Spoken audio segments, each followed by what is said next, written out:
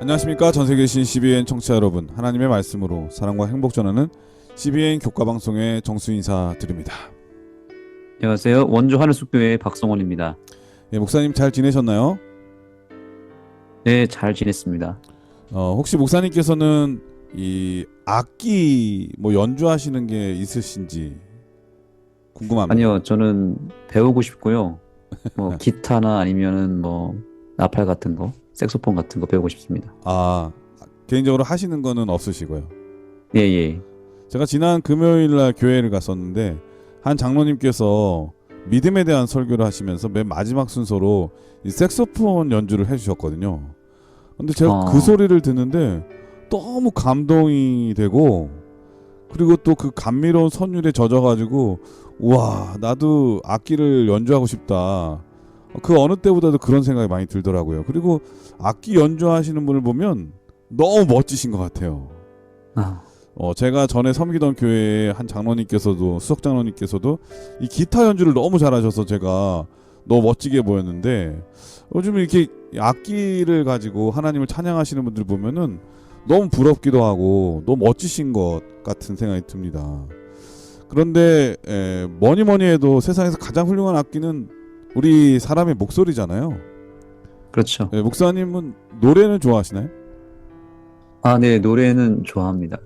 잘하지 못하지만 그래도 즐겨 아니에요. 부르기도 하고, 네. 목소리만 들으면 노래 엄청 잘하실 것 같은 생각이 들어요. 어쨌든 우리 모든 청취자분들의 삶이 항상 찬양의 삶이 되면 정말 좋겠고요.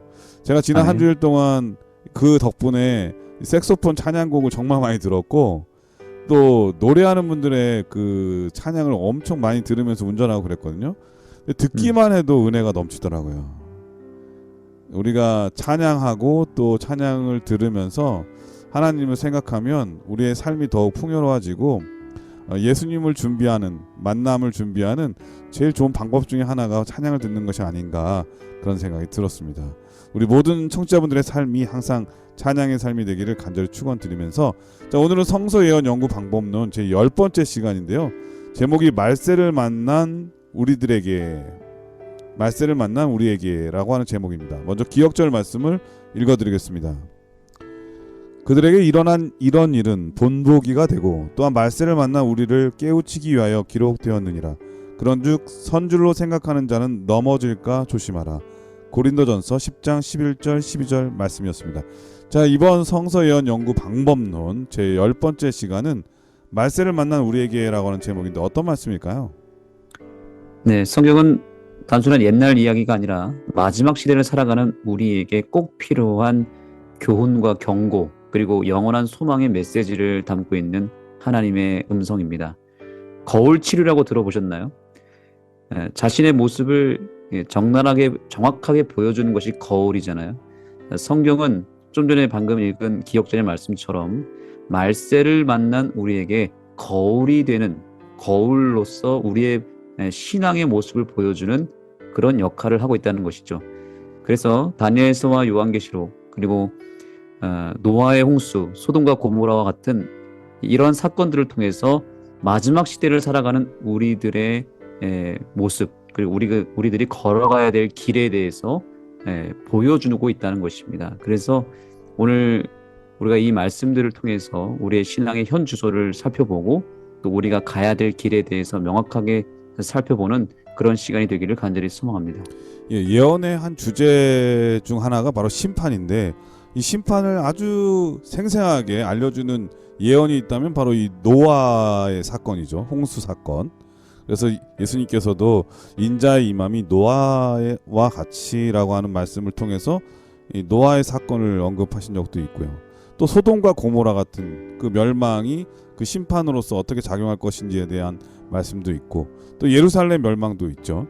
오늘 말씀은 이 심판의 끝, 이 멸망에 대해서 우리에게 어떻게 알려주고 있는지, 이 말세를 만나 우리가 꼭 알아야 될 이 기별에 대해서 성경은 어떻게 예언하고 있는지 우리 박성원 목사님을 통해서 한번 배워보도록 하겠습니다. 말씀이 앞서 찬미 듣고 시작합니다. 여기는 말씀의 방송 CBN 코리아입니다.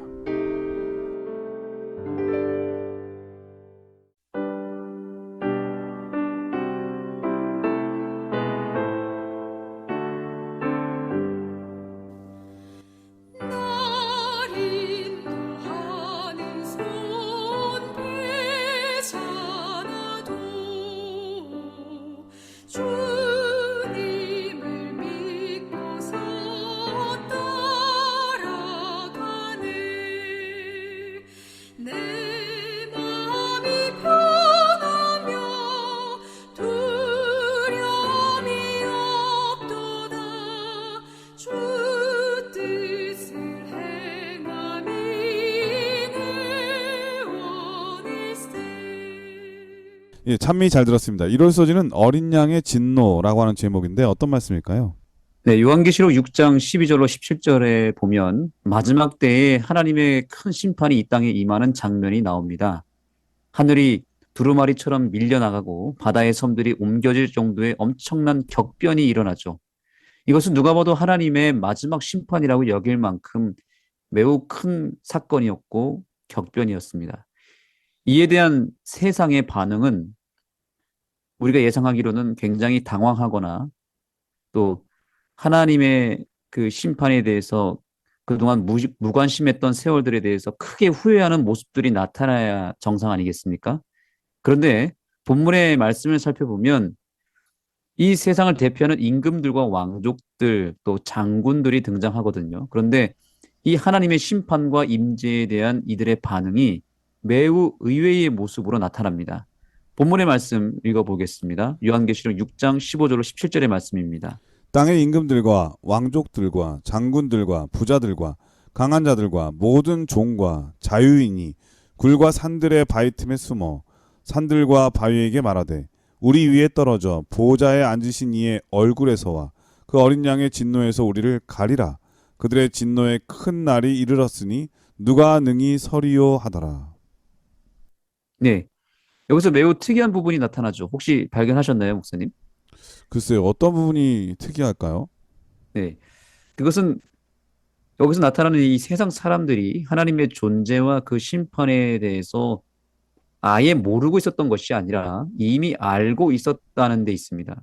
그 증거가 뭐냐면 16절에 보니까 그들의 입술에서 어떤 고백이 나오냐면 보좌에 앉으신 이의 얼굴에서와 그 어린 양의 진노에서 우리를 가리라 이렇게 나옵니다.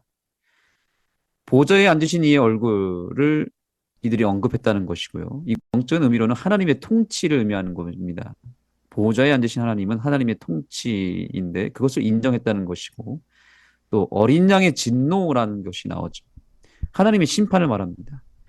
그러니까 이 세상 사람들이 하나님의 통치와 심판을 몰랐던 것이 아니라 이미 그 메시지를 오래전부터 받았다는 것으로 볼 수 있지 않을까라고 하는 것이죠. 그래서 하나님의 존재를 모르고 있었던 것이 아니라 이미 다 알고 인정하고 있었다는 거예요. 그래서 이들의 모습이 참으로 안쓰러운 이유는 하나님의 임재와 심판 앞에 어떤 참회를 하거나 혹은 과거에 대해서 후회하고 뉘우치는 것이 아니라 애써 외면하려고 하며 회피하는 모습이 나타나는 것입니다. 그래서 얼굴을 가리우라. 우리 누가 능히 서리요. 이런 고백이 나오는 것이죠. 이것은 마지막 때의 백성들의 영적인 상태를 보여주고 있습니다. 사람들이 진리를 몰라서 안 믿는 게 아니라 믿기를 거절했기 때문에 안 믿는 것이 마지막 때 백성들의 영적인 모습이라는 거죠. 무지보다 더 무서운 것은 무관심이라고 봅니다. 시간이 지나면 지날수록 진리에 대한 어떤 구원에 대한 사람들의 무관심은 점점 더 커질 것이다라고 예언하고 있는 것이죠. 하나님의 존재에 대해서 사람들은 점점 관심을 잃어가고 아무리 잘 설명하고 이해를 시켜도 결정적으로 그들이 믿기를 거절한다는 것입니다. 예전에는 우리가 전도지만 전해도 또 홍보만 잘해도 교회에 찾아오고 또 전도에 참여하는 시대가 있었지만 요즘에는 아무리 좋은 도구를 사용하고 잘 만들어진 홍보물을 가지고 설명해도 사람들의 반응이 어떻습니까? 네, 별로 반응이 없는 것 아닙니까? 예수님께서도 마지막 때 사람들을 빗대어 설명하시기를 피리를 네. 불어도 춤을 추지 않는다고. 아, 그렇죠. 네, 별 반응이 없어요. 무관심이죠. 완전 네, 무반응. 요즘 무관심. 시대를 그렇게 말씀하신 것 같습니다. 맞습니다. 이게 시대가 지날수록 더 두드러질 수밖에 없다라는 겁니다. 여기 본문의 말씀에도 이렇게 이야기하고 있습니다. 세상 끝이 이르기 전에 복음이 이 땅의 모든 민족에게 전해지고 새 천사의 기별이 이 땅의 모든 곳에 전파된다. 그런데 소식이 부족해서가 아니라 믿고 순종하기를 거부하기 때문에 준비되지 않은 사람들이 있을 것이다.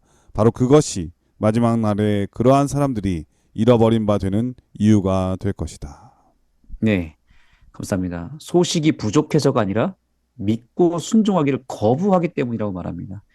이 사실이 무서운 이유는 사람들이 이제는 하나님의 존재를 다 알고 심지어 인정하면서도 대놓고 믿지 않는 시대가 올 것이다라는 것이죠. 왜 그렇죠?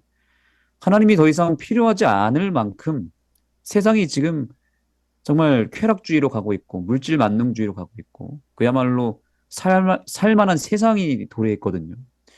유럽의 기독교가 무너진 이유가 또 지금 미국이라고 하는 곳도 기독교가 점점 무너지고 있는 이유가 무엇일까요?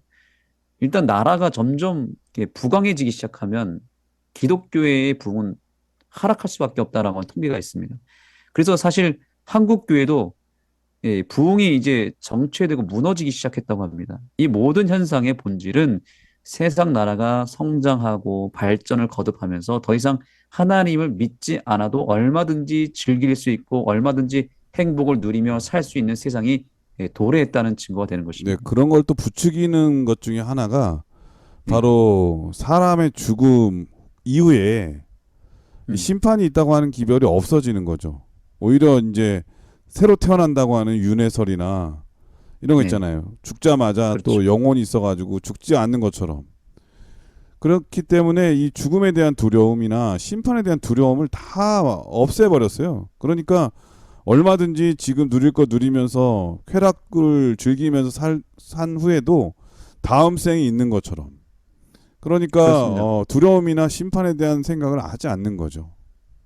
그러니까 사람들이 삶의 목표가 잘 먹고 잘 살고 그다음에 즐기면서 사는 것, 최대한 누리면서 사는 것이 포커스가 돼 버렸어요. 그러니까 물질주의에다가 잘못된 네. 사상까지 곁들이니까 네. 하나님에 그게 대한 증폭이 돼 버렸죠. 네, 하나님에 대한 두려움을 잊어버리고 사는 정말 이 네. 만성이 된 시대가 된 것 같아요. 그래서 제가 최근에 한 책에서 그 어떤 통계와 관련된 책을 봤는데 사실 지금 여러 뉴스들이나 어떤 이슈들이 다 안 좋은 소식만 나타나기 때문에 세상이 지금 막 안 좋은 쪽으로만 가는 것처럼 보이지만 실제로는요. 지금 전 세계 모든 나라들이 평균적으로 점점 경제적으로 성장하고 있고 소위 중산층이 늘어나는 나라가 계속 생긴다는 것입니다. 그러면 어떤 현상이 일어나는가? 인구수가 줄어들고요. 일단 아이를 안 낳으려고 그러고 결혼도 안 하려고 하는 현상이 모든 나라에 지금 지배적이라는 거고요. 또 하나가 현상이 뭐냐면 그렇다 보니까 기독교회가 설 자리가 없어진다는 겁니다.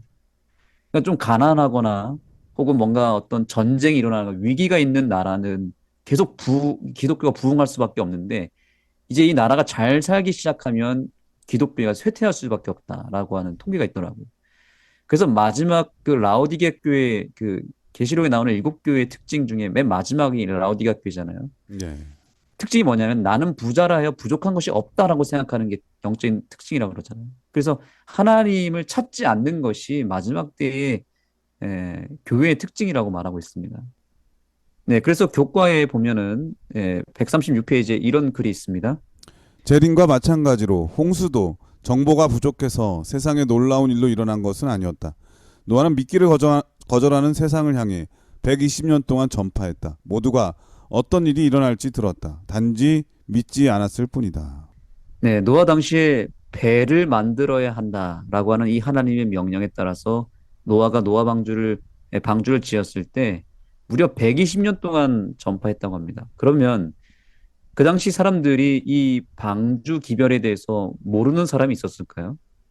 아마 다 알고 있었을 거예요. 단지 방금 읽으신 대로 그 진리를 믿지 않았던 것이 문제였던 것입니다. 노아의 가족만 빼고 거의 믿지 않았을 것입니다. 네, 부조와 마지막 선지자에 때에도 보면은 거의 믿을 뻔한 사람들은 있죠.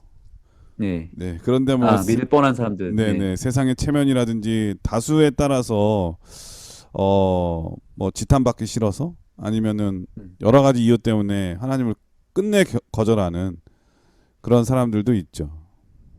그렇습니다. 근데 그 현상이 마지막 때에도 반복된다는 것이 우리가 주목해야 될 부분이죠. 우리가 결국 진리를 우리가 증거하고 널리 전파하게 될 것인데 그럼에도 불구하고 믿지 않는 자들이 상당히 많을 것이다. 이것이 팩트입니다. 중요한 사실은 노아 당시에 그래도 노아를 비롯하여 그 가족들은 믿었고 결국 구원을 받았다는 사실입니다. 마지막 때에도 마찬가지입니다. 소수라 할지라도 분명히 예수 그리스도라고 하는 이 방주에 대한 복음을 받아들이고 그 안으로 들어갈 백성도 분명히 있다라고 하는 사실을 믿으시기 바랍니다. 물론 십중팔구는 믿지 않을 수 있습니다. 예수님을 없는 존재로 여기거나 있어도 필요 없는 존재로 여길 수 있습니다. 그러다가 예수님의 재림과 심판이 임할 때 그들은 굉장히 비참한 처지를 만나게 될 것입니다. 성경 예언대로 보호자에 앉으신 이의 얼굴에서와 그 어린 양의 진노에서 우리를 가리우라라고 하는 이 한심스러운 모습들이 세상 많은 사람들의 모습이 될 것입니다. 아무리 좋은 메시지 또 분명한 복음을 전한다 할지라도 믿지 않는 자는 끝까지 믿지 않다가 결국 노아 홍수 당시 백성들처럼 뒤늦은 후회가 마지막 때에도 벌어질 것인데 우리는 그 수많은 멸망받을 백성들 속에서 반드시 그 진리를 받아들이고 살아남는 백성이 되기를 간절히 소망합니다. 목사님 좀 전에 말씀한 대로 믿을 뻔한 백성이 아니라 정말 아깝게 믿을 뻔하다가 멸망받는 백성이 아니라 확실하게 그 기별을 받아들여서 반드시 구원받는 모든 백성들이 되기를 간절히 소망합니다. 예, 이럴서지는 어린 양의 진노라고 하는 제목이었는데요. 성경 예언의 가장 중요한 중심 주제 중 하나가 바로 심판인데 그 심판의 표현이 바로 이 어린 양의 진노로 나타나는 거죠. 특별히 요한계시록에 보면 네. 어린 양의 진노에 대해서 말씀하고 있는데 이것은 심판의 기별이라고 하는 것 그리고 심판은 분명하게 임하게 된다고 하는 것이죠. 노아의 때도 노아가 그렇게 120년 동안 기별을 전했으나 사람들은 금방 비가 오지 않으니까 심판이 임하지 않으니까 무덤덤해졌어요. 그리고 어느 순간엔 무관심해졌다가 오히려 이제 노아를 조롱하게 되죠. 오늘날도 마찬가지로 하나님에 대해서 이미 너무나 많은 이 하나님이 계시다고 하는 사실들을 듣긴 들었지만 하나님에 대해서 무관심하게 됐고 또 오히려 하나님을 믿는 사람들을 아직도 그런 걸 믿느냐고 하면서 조롱하는 사람들 얼마나 많이 있는지 모릅니다. 그러나 그렇죠. 결국에 그 심판의 날에는 그 모든 것들이 가장 뼈아프게 내가 얼마나 큰 잘못을 저질렀는지 깨닫게 될 것이고 그리고 반드시 끝까지 신실하게 하나님을 찾는 분들은 구원을 얻게 된다고 하는 사실도 이 기별 안에 다 들어있는 것 같습니다. 아멘. 월요일 소지는 노아의 전도라고 하는 제목인데요. 어떤 말씀일까요? 네, 성경에 보면은 마지막 때는 노아의 때와 같다라고 하는 예언이 있죠. 그래서 모든 인물과 사건 그리고 그 노아 당시의 배경들이 다 마지막 때를 살아가는 우리들에게 거울이 될 것이라고 분명히 예언하고 있습니다. 그래서 많은 사람이 믿지 않을 것이라고 하는 것과 그 중에 소수만 믿고 구원받을 것이라고 하는 이 현상도 마지막 때에 분명히 반복될 역사적 것입니다. 그런데 우리가 쉽게 간과할 수 있는 부분이 있는데 그것은 바로 노아의 전도입니다. 이 노아의 때와 같다라고 하는 이 대목에서 우리가 주목해야 될 또 다른 숨어 있는 한 가지 거울이 있는데 바로 노아의 전도죠. 비가 내리기 전에 노아는 세상 사람들을 위해서 방주를 지었고 세상 사람들을 향해 방주에 들어오라고 하는 당시의 현대의 진리를 크게 외쳤습니다. 그렇다면 복음을 전파하는 노아의 행적 역시 당연히 마지막 때에도 반복될까요? 네, 그렇겠죠. 네, 분명히 반복될 것이고 거울로서 나타날 것입니다. 그렇다면 마지막 때에는 노아의 때와 같을 것이라고 했던 그 말씀의 단서를 통해서 마지막 때에 반드시 노아와 같은 인물도 등장할까요? 그렇겠죠. 분명히 등장하겠죠. 노아가 했던 그 전도의 역할을 하는 사람이 있지 않겠습니까? 노아가 방주를 짓는 동안 세상 사람들에게 다가가서 복음이 그들에게 다 들어갈 때까지 끊임없이 계속적으로 복음을 전했다고 하잖아요. 네, 모두가 복음을 들을 때까지 매일 복음을 외쳤던 것입니다. 이 말씀이 뭐와 연결이 되냐면 신약성경에 보면 이 천국 복음이 땅 끝까지 증거되어야만 그제야 끝이 오리라라고 하는 그 말씀과 일치된다고 생각합니다. 근데 저는 이 노아의 전도 말씀하시니까 예, 정말 인상 깊은 게 이 가족들에 대한 전도예요. 네, 사실은 노아의 자녀들이나 세상 사람들이 자꾸 이렇게 조롱하고 막 이러다 보면은 노아의 자녀들 같은 경우에 흔들릴 수가 있잖아요. 그렇죠. 그런데 이 노아는 자녀들에게 올바른 믿음을 심어줬기 때문에 세상에 그 어떤 사람들이 이 가정을 흔들려고 해도 이 가정만큼은 흔들리지 않았다는 게 정말 감동이 되고 부러운 생각이 듭니다. 우리의 네, 가정이 이렇게 노아의 가정처럼 말세에 이 믿음의 튼튼한 이 반석 위에 선 그리고 하나님의 약속 위에 서는 그런 이 믿음의 가정이 되면 얼마나 좋을까 그런 생각이 많이 드네요. 아멘.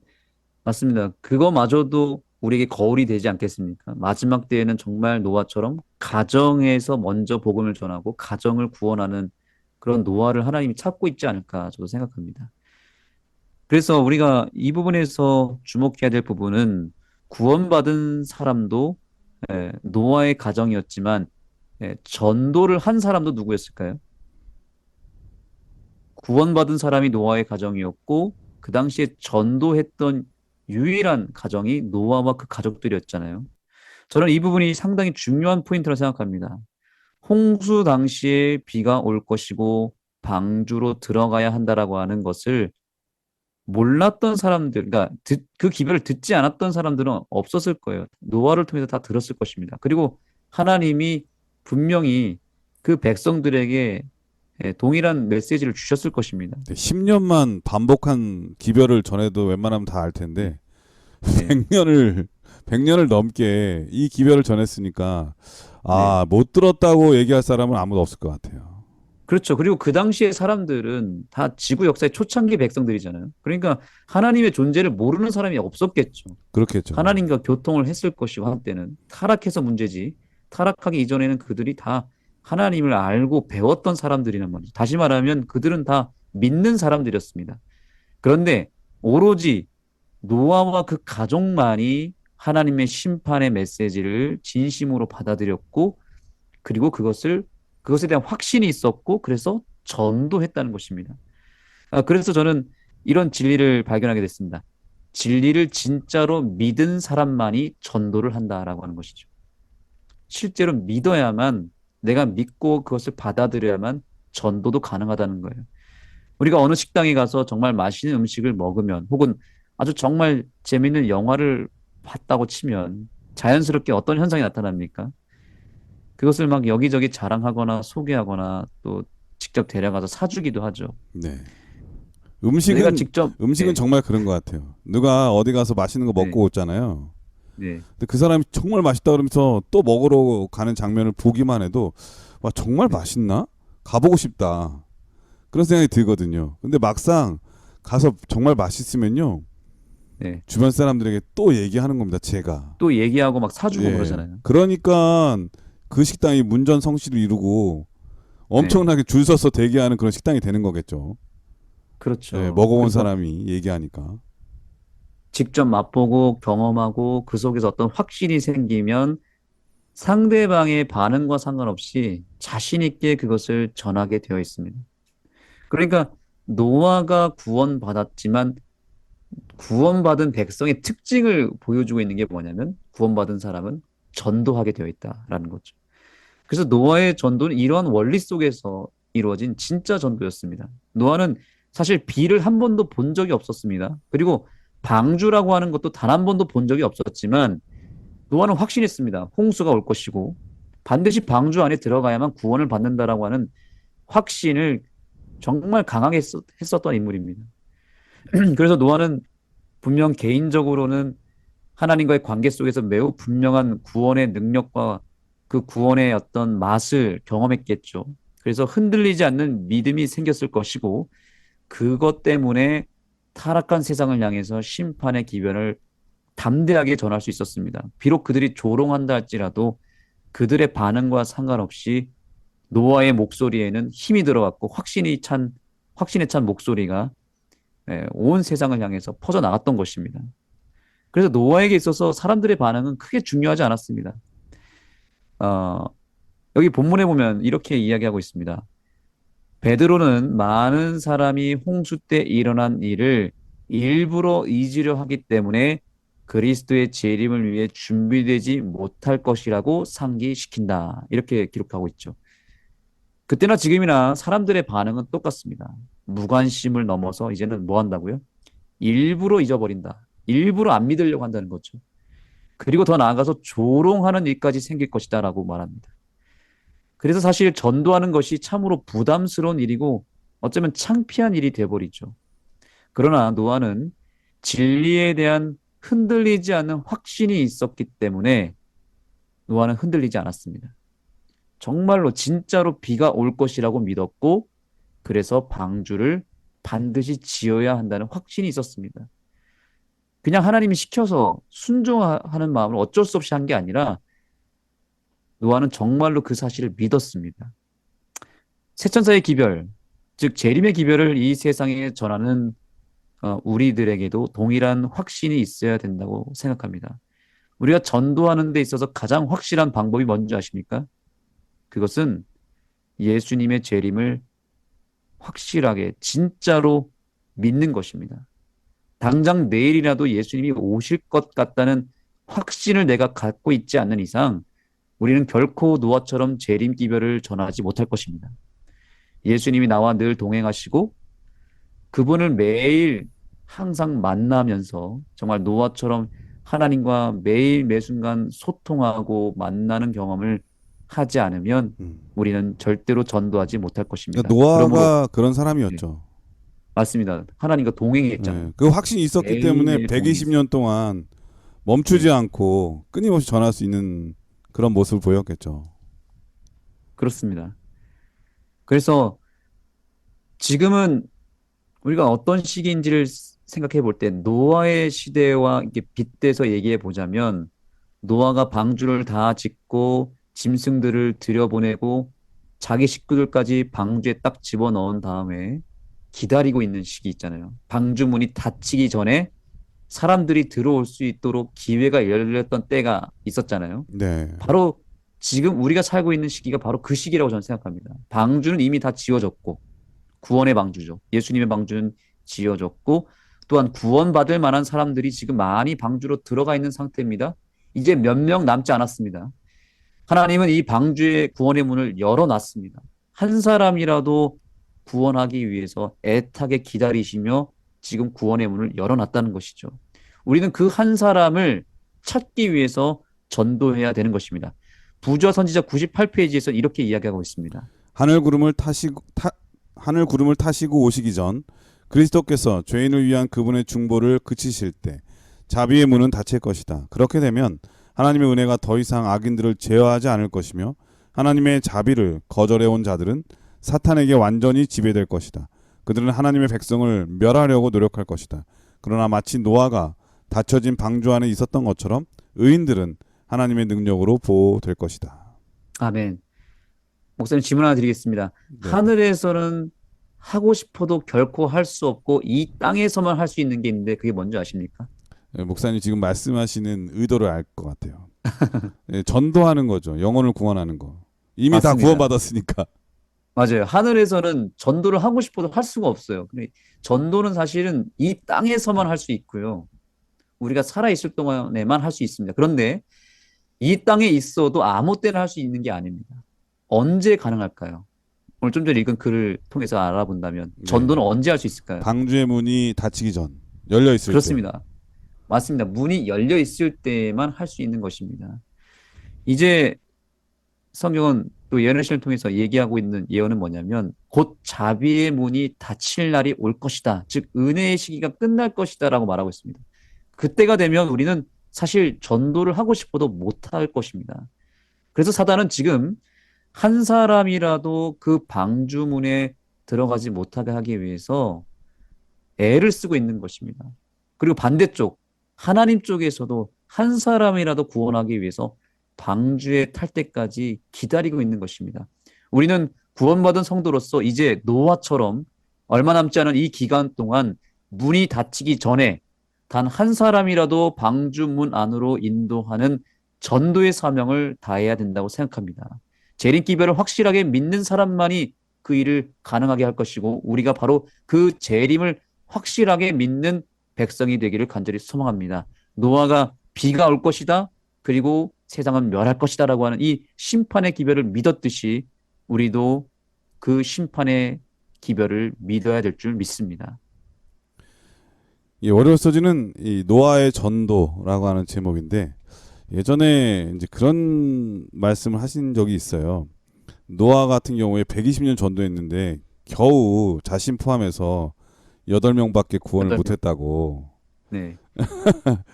근데 저는 이런 생각이 드네요. 오늘 말씀을 들으면서 야, 모든 대부분의 사람들이 정말 몇천 명도 아니고 몇백 명도 아니고 몇백만 명이 또 몇억 명이 다 저를 향해서 너 틀렸어. 그건 아니야 라고 말할 때 120년 동안이나 이게 맞아. 정말 하나님의 심판이 올 거고 비가 내릴 거야 라고 말할 수 있는 용기와 그 신념을 끊임없이 내가 지키고 있을 수 있는 그러한 지조가 있을까. 많은 대단한 사람들이 잠깐은 지킬 수 있어도 계속 반복돼서 그런 얘기를 듣다 보면은 내가 틀린 거 아니야? 대부분의 사람들이 다 아니라고 하니까요. 그 믿음을 지키기가 얼마나 어려운 일인가. 그런 면에서 노아는 너무나 멋지고 훌륭한 믿음의 사람이었구나 라는 생각이 드네요. 화요일 서지는 소돔과 고모라라고 하는 제목인데요. 어떤 말씀일까요? 구약 성경에 보면 하나님의 백성들의 타락에 의해서 하나님께서 직접 개입하여 심판하신 두 사건이 있습니다. 그게 좀 전에 살펴본 노아의 홍수이고요. 또 하나의 사건이 바로 소돔과 고모라의 심판입니다. 이 두 사건의 공통점이 있습니다.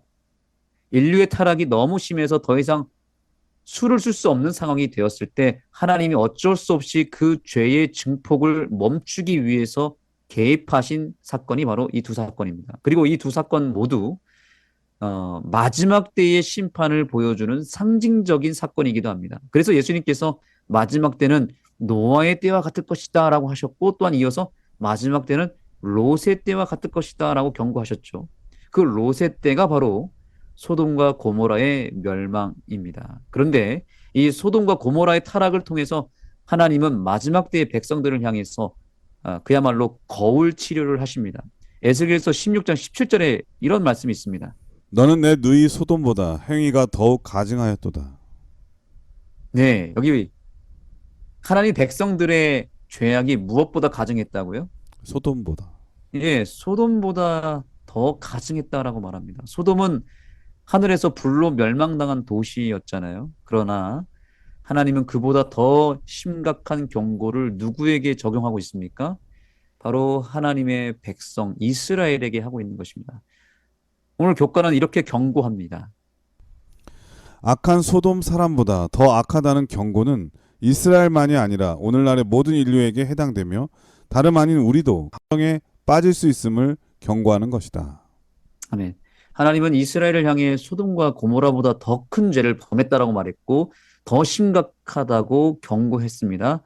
마찬가지로 마지막 때의 백성들의 상황을 소돔과 고모라로 묘사한 것은 단순한 상징성을 부여하기 위함이 아니라 실제로 그들의 상태가 소돔과 고모라보다 더 심각하다는 팩트를 알려주기 위함인 것입니다.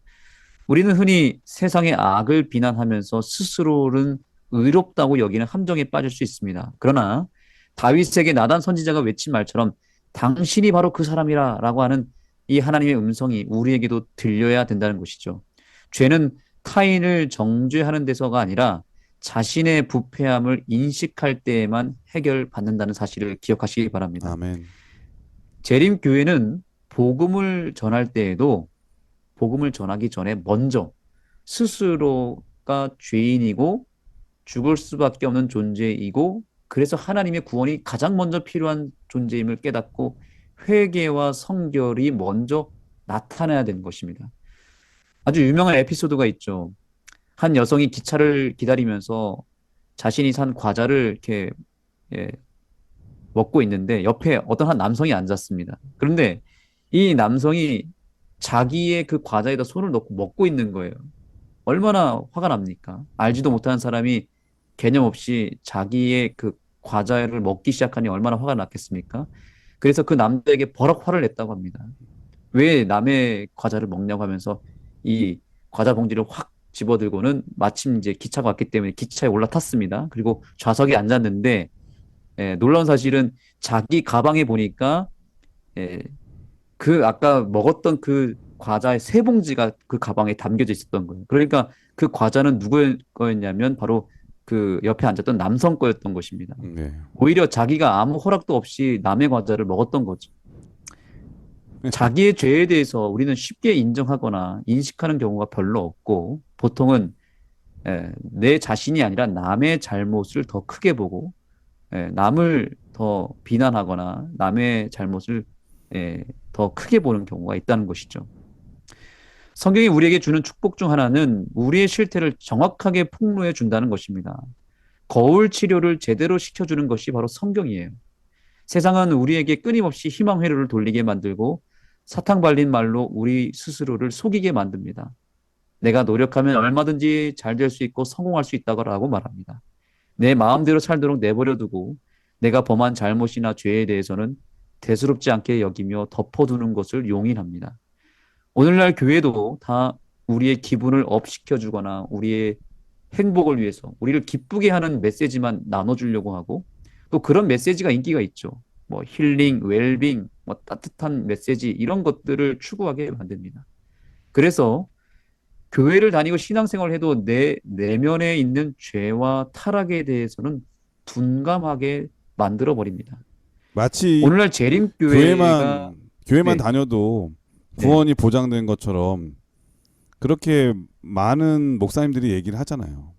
그렇습니다. 그러니까 나더러 주여 주여 하기만 하면 다 구원 받는 것처럼 성경은 그렇게 말하지 않는데도 불구하고 네. 그렇습니다. 재림기별이 우리에게 소중한 이유는 우리의 죄와 그 죄에 대한 결과에 대해서 가감없이 직설적으로 알려준다는 것입니다. 마치 나단 선지자처럼 소돔과 고모라보다 더 심각한 존재가 바로 나라고 하는 것을 그래서 하나님의 심판을 우리가 결코 피할 수 없다라고 하는 것을 우리에게 던져줍니다. 이것이 우리에게 많이 부담이 되고 고통과 부담을 주는 것은 사실이지만 이런 메시지가 없으면 우리는 다 죽게 됩니다. 브레이크가 없는 차는 차가 아니라 흉기가 되는 것처럼 심판의 기별이 없는 메시지는 우리를 죽이는 마약과 같은 것입니다. 예수님은 마지막 때에 우리를 정말로 구원하고 싶은 마음이 크신 것이 분명합니다. 왜냐하면 우리에게 구원을 베풀어 줄 수 있는 메시지는 우리의 실상을 가려버리거나 우리 귀에 들리기 좋은 메시지가 아니라 우리가 들었을 때 큰 충격을 받고 긴장하게 만들고 우리를 각성시키는 메시지라는 것을 주님은 알기 때문에 오늘날 저와 여러분에게 소돔과 고모라의 심판의 기별을 선포한 것입니다. 그래서 부좌 선지자 140페이지에서는 우리에게 이렇게 경고하고 있습니다. 우리 주위에는 소돔에 임했던 것과 같은 무섭고 절망적인 파멸로 달려가는 영혼들이 많다. 날마다 누군가의 은혜의 시기는 끝나고 있다. 시간마다 누군가 자비가 미치지 못하는 곳으로 넘어가고 있다. 그런데 죄인에게 이 무서운 운명에서 피하라고 하는 경고와 간청의 음성은 어디에 있는가? 그를 죽음에서 건져내려고 뻗친 손은 어디에 있는가? 겸비와 끈기 있는 믿음을 가지고 죄인을 위하여 하나님께 간구하는 사람들은 어디에 있는가? 아멘. 우리의 몸을 건강하게 하는 것이 설탕 가득한 과자나 초콜릿이 될 수 없듯이 세상에서 말하는 아름답게 포장된 메시지들이 우리를 결코 살리지 못합니다. 우리에게 복음이 필요합니다. 가짜 복음이 아니라 우리를 정말 살려주는 진짜 복음. 우리의 죄를 폭로해주고 우리의 실상을 드러내주는 그 경고의 메시지, 심판의 기별이 우리에게 있음을 인하여 감사하는 이 시간이 되기를 간절히 소망합니다. 예, 화요일 소지는 소돔과 고모라라고 하는 제목이었는데요. 이러한 도시보다 오늘날의 사람들이 더 악하고 그렇기 때문에 소돔과 고모라가 멸망당한 것처럼 이 지구의 멸망도 곧 임하게 된다고 하는 이 사실은 분명하다고 하는 것을 오늘 우리에게 알려주는 메시지인 것 같습니다. 이럴 네. 때에 우리는 어떻게 해야 할까? 오늘 말씀처럼 이러한 경고는 어디에서 들을 수 있을까? 그리고 그를 죽음에서 건져내려고 뻗친 손은 어디에 있는가? 그리고 이 믿음을 가지고 죄인을 위해서 하나님께 간구하는 사람들은 어디에 있는가? 바로 우리 재림교회가 이러한 역할을 끝까지 예수님 오실 때까지 해야 된다고 하는 그 사명을 오늘 말씀을 통해서 분명하게 다시 한번 배울 수 있었던 것 같습니다. 여기서 찬미 한 곡 들으신 다음에 계속해서 수요일 목요일 소절을 공부하도록 하겠습니다. 여기는 말씀의 방송 CBN 코리아입니다.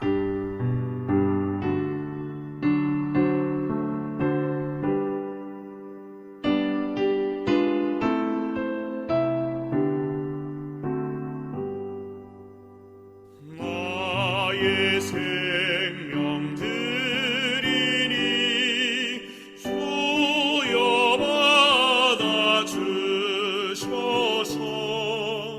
세상 살아갈 동안 찬송하게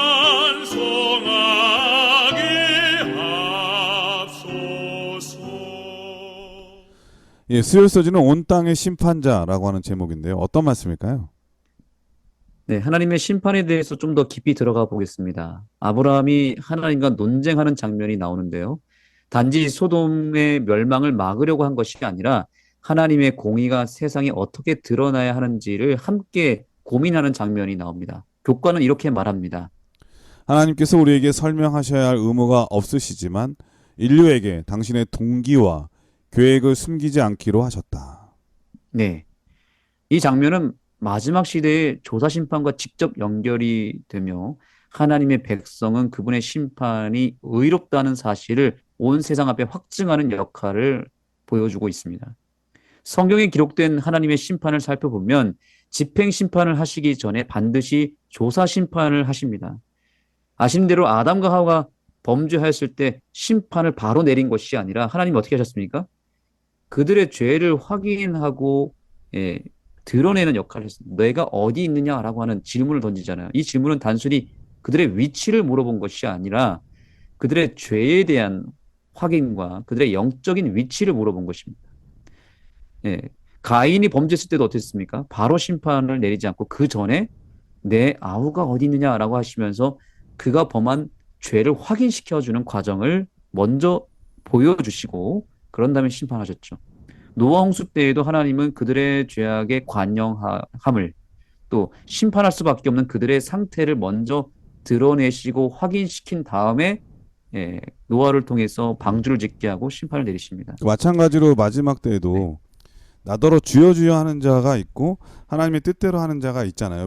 믿음 안에 있다고 하는 소위 그런 누가 그런 사람들인지 하나님께서 미리 살펴볼 필요가 있으시다는 생각이 듭니다. 그러니까 이것이 그렇죠. 재림 전에 일어날 것이기 때문에 재림 전 심판이라고 말하는 것이고 성격으로는 조사의 역할, 기능이 있기 때문에 조사 심판이라고도 불리우는 거지 성경에 그런 말이 있느냐 이렇게 물어보면 사람들이 그 용어가 없기 때문에 주저할 때가 있거든요. 그러니까 말씀 그렇죠. 드리는 바대로 시기적으로는 예수님께서 다시 오시기 전에 일어날 일이고 성격상으로는 조사의 그러한 그 모습이 있기 때문에 조사 심판이라고 부른다고 하는 것을 말씀을 드립니다. 네, 맞습니다.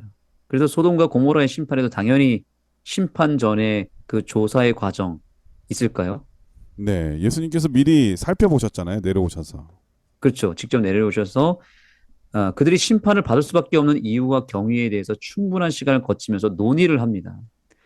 그 논의의 대상이 누구였냐면 아브라함이었다는 거죠. 하나님의 성품과 소돔의 악을 다루는 계획에 대해 질문한 것처럼 마지막 심판의 집행 전에도 성도들이 하나님의 뜻을 살펴볼 기회가 주어질 것이다 라고 하는 본문의 말씀을 통해서 우리가 알 수 있는 것은 뭐냐면 마지막 심판도 역시 말할 것도 없이 집행 전에 성도들의 영적 상태를 살펴보는 시간을 갖게 된다고 성경은 분명히 사실 언급하고 있습니다. 이것 때문에 롯이 네. 구원을 얻은 거예요.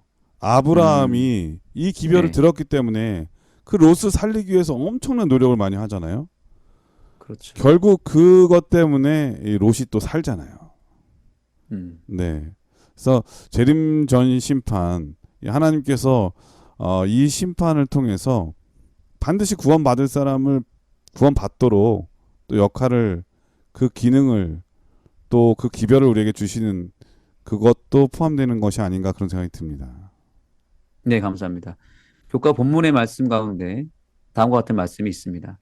마찬가지로 종말이 오기 전에 하나님께서는 하늘의 책들을 펴시고 최종적으로 이 땅에 불을 쏟으시기 전에 우리가 증거를 조사할 수 있게 하신다. 즉 우리는 지금으로서는 답을 찾을 수 없는 많은 의문에 대한 답을 얻을 수 있는 천년의 시간을 가지게 될 것이다. 아멘.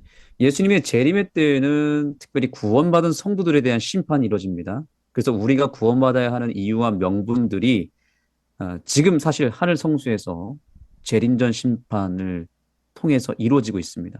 뿐만 아니라 우리가 구원받고 하늘에 올라가서 천년 동안 해야 할 일들이 있다라고 계시록에서는 예언하고 있는데 그것은 뭐냐면 이 땅에서 이루어진 모든 심판, 특별히 사단과 그 세력들 또 멸망받게 될 악인들에 대한 심판이 집행되기 전에도 조사가 필요할까요? 당연히 필요하겠죠. 그 과정에 우리 구원받은 백성들이 동참하게 되는 일이 생길 것이다라고 이야기하고 있습니다. 이 기별은 사실 우리 재림교회에서 발견한 매우 중요한 진리이죠. 그래서 각 시대의 대쟁투 661페이지에서 이 부분에 대해서 이렇게 설명하고 있습니다. 그들이 하나님과 그리스도의 제사장이 되어 천년 동안 그리스도로 더불어 왕노릇하리라. 바울이 성도가 세상을 판단할 것을 너희가 알지 못하느냐고 예언한 말은 이때를 가리킨다. 그들은 주님과 함께 악한 자를 심판하고 율법 전 곧 성경에 비추어 그들의 행위를 조사하여 육신의 행위에 따라 모든 사건을 결정할 것이다. 그리고 그 행위를 따라 악한 자가 받을 형벌이 정해지고 사망책에 있는 그들의 이름 아래에 기록된다. 아멘. 이 말씀이 그대로 문자 그대로 하늘에서 천년 동안 이루어진다는 겁니다. 우리는 반드시 이 대열에 속해야만 합니다. 구원을 받으면 우리는 천년 동안 왕노릇하며 조사 심판의 참관인으로 하나님과 함께 그 심판에 동참하게 되겠지만 그렇지 않으면 어떻게 되겠습니까? 우리는 심판의 대상이 되어서 가장 슬프고 비참한 멸망을 맞이하게 되었고 우리가 아닌 누군가가 나의 그 모든 삶의 행적을 천년 동안 또 돌아보면서 신원한다는 건데 지금은 아무 차이가 없지만 예수님의 재림 이후로 이것이 천지 차이가 될 것입니다. 우리의 운명이 여기서 완전히 달라지게 되는 것인데 반드시 구원의 대열에 서셔서 하늘나라에서 천년 동안 왕노릇하는 그런 특권을 누리는 주의 백성들 되기를 소망합니다. 예, 수요일 서지는 온 땅의 심판자라고 하는 제목인데 이 온 땅의 심판자는 이 천년기 동안에 하나님과 왕노릇할 구원의 백성들, 하나님의 백성들을 의미한다는 것을 깨닫게 되네요. 이 천년기 동안 악인들은 잠들어 있잖아요. 예. 그리고 이 천년 동안 하나님의 백성들은 하나님과 함께 왜 이 사람들은 멸망을 받아야 하는지를 살핀다고 하셨는데 그런 말씀이 있잖아요. 우리가 하늘에 가면 3번 놀란다고. 첫 번째는 내가 구원받은 것에 대해서 놀라고 그리고 저 사람은 분명히 구원받을 건데 여기 없다고 하는 것에 놀라고 또 한 사람은 저 사람은 정말 하늘나라 못 올 줄 알았는데 여기 있다는 것에 놀라게 된다고 했잖아요. 우리는 그리고 네. 내가 여기 와 있는 것에 놀라고. 네, 그게 이제 첫 번째 놀람인데 네. 은혜죠. 근데 저는 정말 감사한 것은 마태복음 25장에 보면은 이 양과 염소의 비유가 나오고 그 다음에 쭉 보면은 이 하나님께 구원받는 백성들이 내가 헐벗었을 때에 먹을 걸 주었고, 예? 그러니까 헐벗을 때 옷을 입혀주었고 굶주렸을 때 먹을 것을 주었고 이런 말씀 쫙 하시잖아요. 그러자 이 구원받은 백성들이 우리가 어느 때에 그랬나 이렇게 얘기를 했을 때에 예수님께서 지극히 작은 자에게 행한 것, 그러니까 자기도 기억하지 못하는 것을 예수님을 다 기억하는 장면을 보게 되거든요. 그러니까 예수님은 정말 별걸 다 기억해 주시는 분 같아요. 나도 잊어버린 거. 근데 그것이 하나님께는 예수님 자신에게 했다고 그 판단하신다는 거잖아요. 저는 그게 정말 감사한 일인 것 같아요. 우리가 하늘나라 가면 그것 때문에 은혜 받은 그런 경험을 많이 고백할 것 같은 생각이 듭니다. 우리 예수님은 여러분들의 작은 것까지 다 그 기억해 주시는 분이시고 그것을 나에게 행한 것이라고 인정해 주시는 분이라고 하는 거 여러분 꼭 잊지 않으셨으면 좋겠습니다. 목요일 서지는 재림전 심판이라고 하는 제목인데 어떤 말씀일까요? 네, 먼저 다니엘서 7장 22절의 말씀을 읽어 주시겠습니까? 지극히 높으신 자의 성도가 나라를 얻으리니. 네, 감사합니다. 여기 지극히 높으신 자가 바로 예수님이시고 그분이 하늘에서 펼치시는 조사 심판에 대한 내용들이 묘사가 된 것인데요. 인자의 모습으로 등장하시는 예수님은 우리 편에서 변호하시는 분으로 소개하고 있습니다. 이것이 교과가 말하는 죄인인 하나님의 백성의 편을 들어 심판이 이루어질 수 있는 이유입니다. 심판은 두려운 사건으로 여겨지지만 사실 조사 심판을 배우게 되면 하나님의 심판은 두려운 사건이 아니고 오히려 우리를 구원하고자 하는 하나님의 사랑의 손길이라는 것을 알게 됩니다. 그러니까 별걸 다 예, 기억해 주시는 심판이라니까요. 아, 그러니까 별걸 다 기억해 예. 주시는 심판. 그 하늘에 네. 보면 책들이라고 되어 있지만 성경에 나오는 책 세 가지가 나오잖아요. 죄책, 네. 기념책, 생명책. 죄책이 엄청 두꺼울 거라고 생각했잖아요, 우리는요. 근데 네. 구원받은 사람은 그 기념책이 더 두꺼운 사람일 거거든요. 그 아멘. 죄책을 다 덮고도 남는데, 그러면서 결국은 예수님을 개인의 구주로 영접하고 끝까지 믿는 자들은 최종적으로 생명책에 이름이 써 있는. 그래서 이 구원의 이 심판, 이 재림전 심판은 하나님을 믿는 우리에게는 정말 감사한 심판, 그리고 우리의 작은 것도 다 기억해주는 그런 심판이 될 것이어서 정말 기대가 되고 감사하게 되는 또 은혜가 되는 그런 심판인 것 같습니다. 네. 예수님께서 우리의 대제사장으로서 또 중보자로서 서 계시기 때문에 심판이라고 하는 것은 사실 희망의 복음입니다. 하나님께서는 책을 펼치시고 사탄의 참소에 대해 갈보리의 십자가를 통해서 그 증거를 드러내셨습니다. 그래서 재림전 심판은 구원을 결정하기 위한 것이라기보다는 하나님의 구원이 이미 이루어졌고 그것을 공의롭고 또한 확실하다는 것을 증명하기 위한 절차인 것입니다. 그리스도 안에 있는 자는 심판 앞에서도 그래서 담대할 수 있는 것입니다. 자, 여기 본문의 말씀을 좀 읽어주시겠습니까? 하나님은 누가 구원받았고 누가 잃어버린 바 되었는지 알기 위한 기록이 필요하지 않으시지만 구원의 계획을 살펴 모아온 천사들은 당연히 궁금한 점이 있을 것이다. 그들은 사탄의 반역을 목격했고 하늘 천사의 3분의 1이 하늘에서 쫓겨나는 것을 보았는데 이제 하나님께서 우리를 당신의 임재 앞으로 이끄신다. 하나님은 책을 펼쳐서 선한 존재들이 이 모든 것을 볼 수 있도록 허락하신다. 네, 하나님은 참으로 공의로우신 분이세요. 그리고 매우 공정하시고 투명한 분이십니다. 죄가 발생하고 나서 즉각적으로 사단을 처단하거나 죄를 끝내시지 못했던 이유가 뭐냐면 그렇게 한번 발생한 죄의 역사, 반역의 역사를 통해서 하나님은 최대한 많은 교훈들을 끌어내시고 또한 죄의 실체, 또 사단의 실체가 다 드러날 때까지 두셨던 것입니다. 그리고 자세히 설명하기 위한 기회로 삼으셨어요. 나름대로 죄에 대한 임상 실험이라고 볼 수 있겠죠. 죄에 대해서 그냥 모호한 개념만 가지고 있었던 온 우주의 천사들이 이 사단에 의해서 발생한 죄에 대해서 그 실체를 완전히 깨닫게 된 것입니다. 그래서 하나님은 조사 심판도 그런 개념에서 이것을 활용한 것입니다. 교훈의 말씀에 보시면 다음과 같은 말씀이 있습니다. 조사 심판은 하나님의 심판의 의로움을 모두가 보게 하기 위함이다.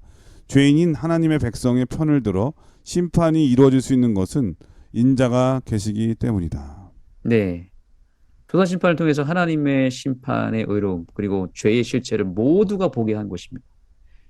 그래서 조사 심판의 의미를 이번 기회에 우리가 새롭게 할 필요가 있습니다. 이제 요즘에 우리 한국에서는 많은 이슈들이 있잖아요. 그래서 이런 이야기가 있습니다. 전 국민이 법 지식이 엄청 늘어났다는 얘기를 합니다. 일반 국민들이 알 필요도 없는 우리나라의 헌법의 그 세세한 것들에 대해서 많이 알게 됐다는 얘기를 합니다. 이제 최근에 있었던 그런 여러 이슈들 가운데 보면 유죄가 나든 무죄가 나든 그 판결에 대해서 타당성을 증명하기 위해서 판사가 그 판결문을 엄청나게 길게 글을 만들어서 전 국민한테 다 읽어주지 않습니까? 선고를 그냥 내리고 끝나는 게 아니라 자세하게 설명을 해줍니다. 그래서 이게 원리가 똑같습니다. 하늘의 법정에서도 유죄가 나거나 무죄가 날 때 그냥 판결로 끝나는 게 아니라 그 이유에 대해서 온 우주 앞에 설명하는 과정이 필요한 것입니다. 그러니까 그래서 재판관들이 네. 심리를 오래 하잖아요. 예, 오해하죠. 예. 그리고 심판을 내리는 것처럼 그 그렇습니다. 심리의 과정이 정말 중요한 거죠. 그리고 굉장히 그 기간이 죄의 경중에 따라서 길지 않습니까? 네. 길거나 짧거나 어쨌든 그 판결문을 쓰는 데 있어서도 굉장히 시간이 오래 걸린다고 합니다. 그래서 그것을 기록하고 그것을 알려주어야만 입증이 되는 거예요. 이게 바로 조사심판의 과정이고 법정에서도 똑같은 일이 이루어진다는 거죠. 그래서 각 시대의 대쟁투 485페이지에서 이렇게 기록하고 있습니다.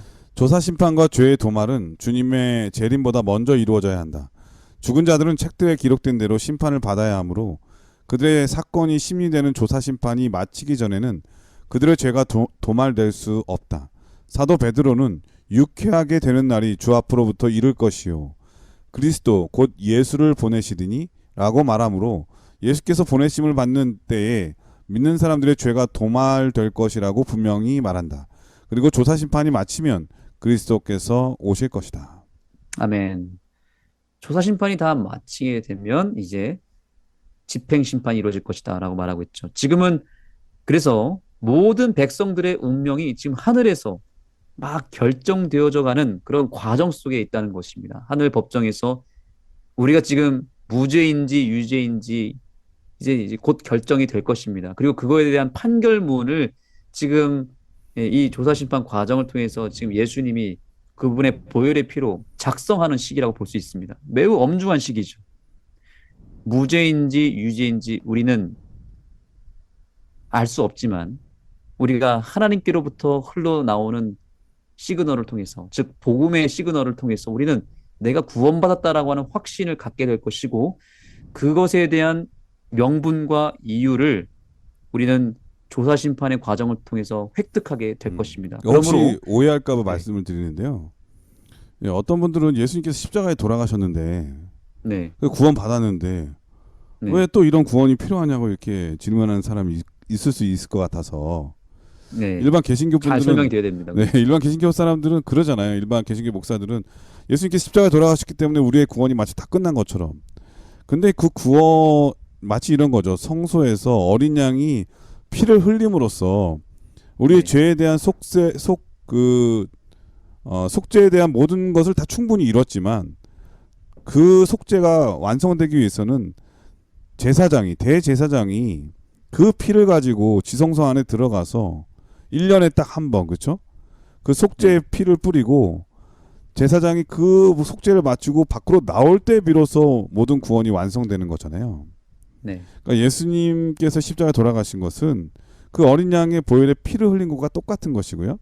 지금 하늘 지성소에서 예수님께서 자신의 보혈의 피를 가지고 우리 모든 죄인들을 위한 속죄의 그 일을 마치시고 이 지성소 밖으로 나오실 때에 그게 바로 예수님의 재림이고 그 지금은 그 심리 기간에 있다고 하는 것이고 그 심리 기간을 소위 우리가 재림 전에 일어날 일이기 때문에 재림 전 심판 그리고 그 기능 하는 모습은 조사적 성격이 있기 때문에 조사 심판이라고 부르는 것을 우리 성도들이 확실하게 깨달았으면 정말 좋겠습니다.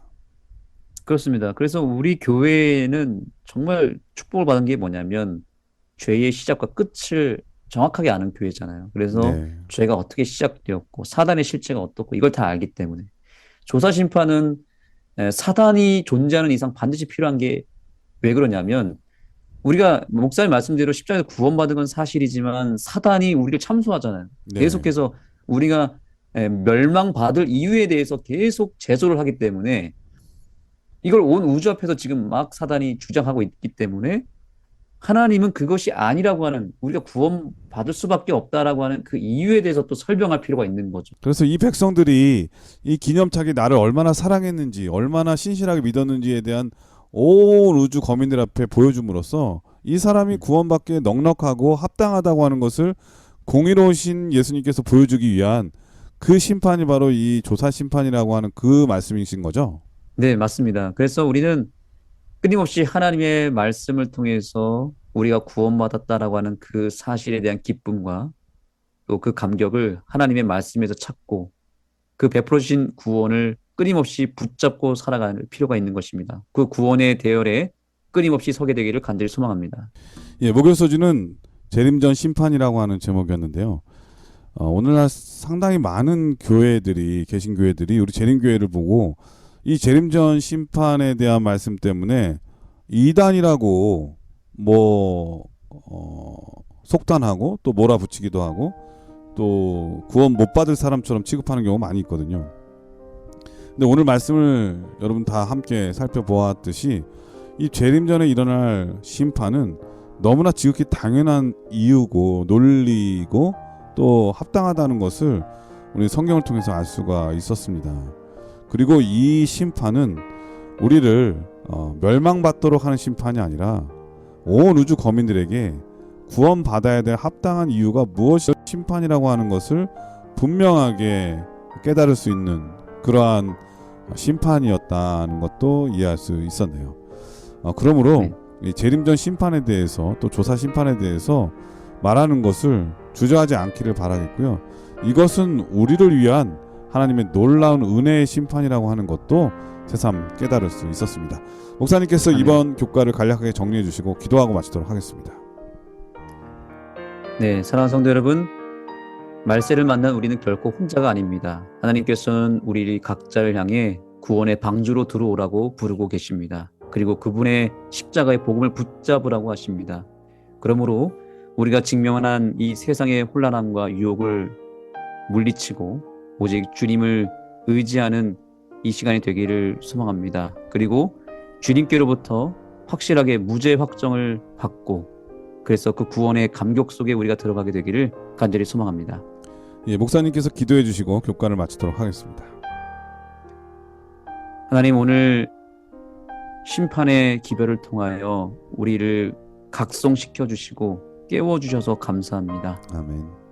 우리에게 정말 꼭 필요한 복음을 주셨고 우리에게 심판의 기별이 필요함을 알려주셨습니다. 아멘. 우리가 이 기별의 가치를 잘 살려서 온 세상을 향하여 주님의 마지막 때를 향한 현대 진리 새천사의 기별을 담대하게 증거할 수 있는 이 시대의 노아의 백성들이 되게 하여 주시고 노아의 가정이 되게 하여 주옵소서. 아멘. 예수님의 이름으로 간절히 기도드립니다. 아멘. 네, 전세계 CBN 청취자 여러분, 어떤 이탈리아 사상가는 이렇게 말했습니다. 참된 지식인은 아는 것이 많은 사람이 아니라 아는 것을 참으로 사랑하는 사람이다. 저는 우리 모든 재림 성도님들 그리고 또 이 방송의 청취자분들께서 하나님의 말씀을 많이 아는 것도 중요하지만 그 말씀을 사랑하며 살아가게 되기를 간절히 축원드립니다. 건강하시고요. 저희는 다음 주에 더 좋은 모습으로 찾아뵙도록 하겠습니다. 안녕히 계십시오. 안녕히 계세요.